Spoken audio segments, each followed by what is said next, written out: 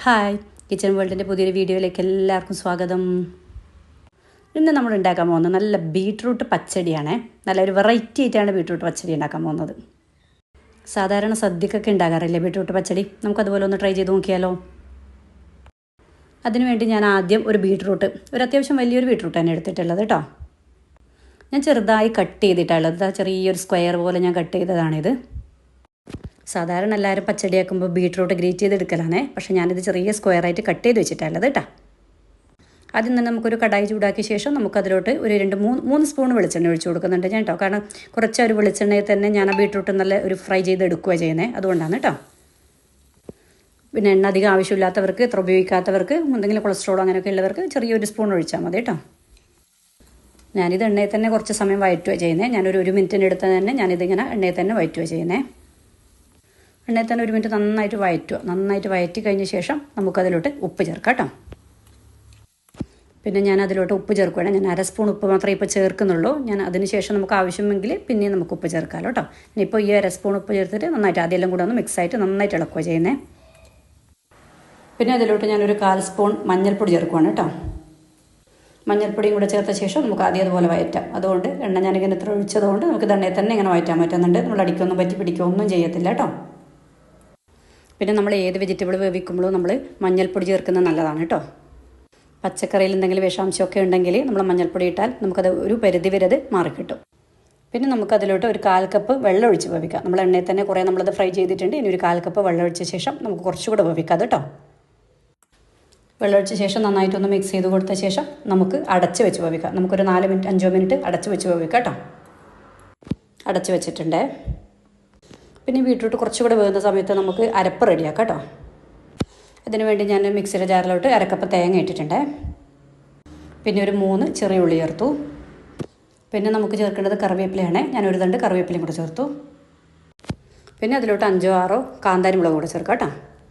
കാന്താരി ഇല്ലെങ്കിൽ പച്ചമുളക് ചേർക്കാം. പക്ഷേ കാന്താരി തന്നെ ഉണ്ടെങ്കിൽ കാന്താരി തന്നെ ചേർത്തോളൂ കേട്ടോ. അതിന് പറഞ്ഞൊരു ടേസ്റ്റാണ്. പിന്നെ ഞാൻ അതിലോട്ട് ഒരു 3 സ്പൂൺ തൈര് ചേർക്കുന്നുണ്ട്.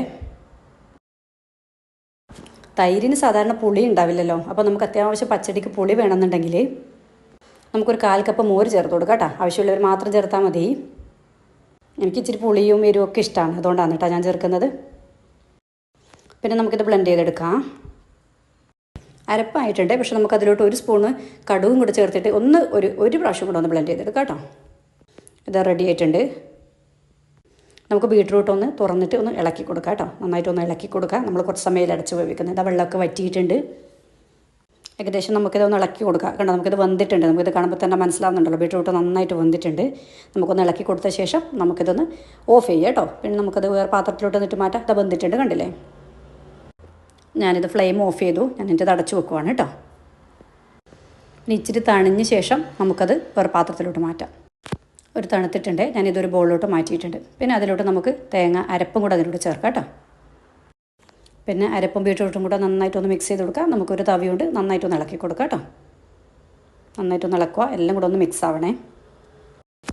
ഇത് മിക്സ് ചെയ്തിട്ടില്ല, ഒന്ന് റെഡി ആയിട്ടുണ്ട്.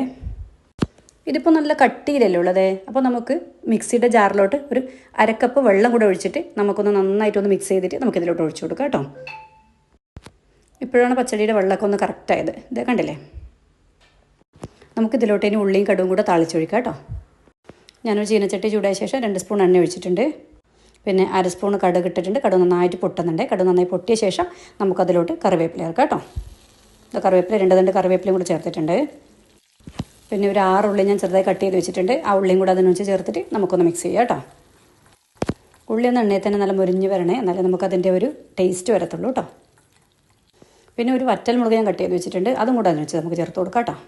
അതും കൂടെ എല്ലാം കൂടെ നന്നായിട്ടൊന്ന് മിക്സ് ചെയ്യാം. ഇനി ഇതിൽ ഉള്ളി നന്നായിട്ട് ബ്രൗൺ കളറായി വരണ്ട, പക്ഷേ നമുക്കതൊന്ന് വാടിയിട്ട് അതിൻ്റെ നല്ലൊരു മണം വരും. ഇതാ ഇപ്പോൾ റെഡി ആയിട്ടുണ്ട്. ഇത് നമുക്കത് ഓഫ് ചെയ്തിട്ട് നമുക്ക് പച്ചടിയിലോട്ട് ഒഴിച്ചു കൊടുക്കാം കേട്ടോ. താളിച്ചത് പച്ചടിയിലോട്ട് ഒഴിച്ചിട്ടുണ്ട്.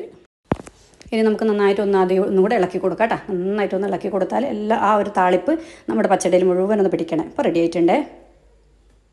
ഇതാ പച്ചടി റെഡി ആയിട്ടുണ്ട്. എങ്ങനെയുണ്ട്? അടിപൊളിയില്ലേ? എല്ലാവരും ട്രൈ ചെയ്യില്ലേ?